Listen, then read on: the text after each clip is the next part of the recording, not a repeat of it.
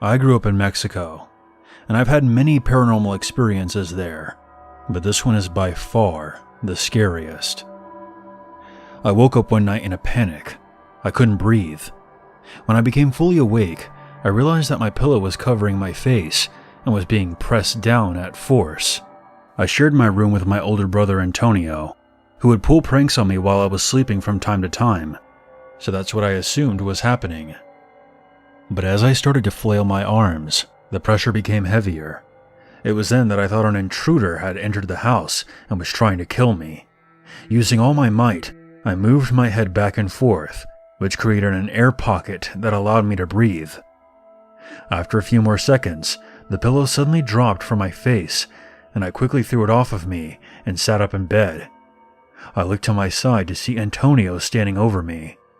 "What the hell? Are you trying to kill me?" As soon as I said that, I caught a glimpse of someone on my brother's bed, which was adjacent to mine. I saw my brother sleeping.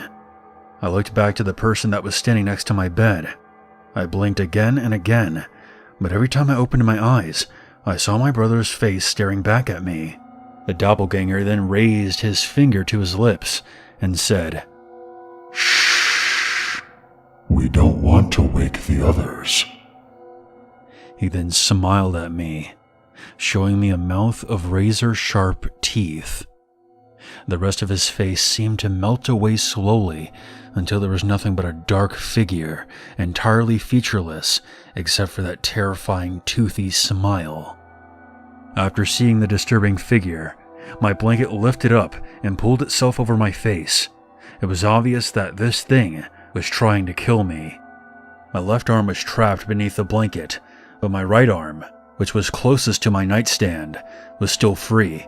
I felt around until my hand wrapped around a crucifix resting on my nightstand. I held it up and began to pray aloud. As I did, I could feel the blanket begin to ease off of me. When it became loose enough to move my left arm, I threw the blanket off and sat up and faced the dark figure which was still next to my bed. I raised the crucifix towards it, and it recoiled and started to back away. As I moved back, I got up from my bed and began walking towards it, all the while praying aloud. The commotion woke up my brother, and he too sat up in bed and saw the evil carnation in our room. He was in complete shock. The entity then let out an awful screech before vanishing into thin air.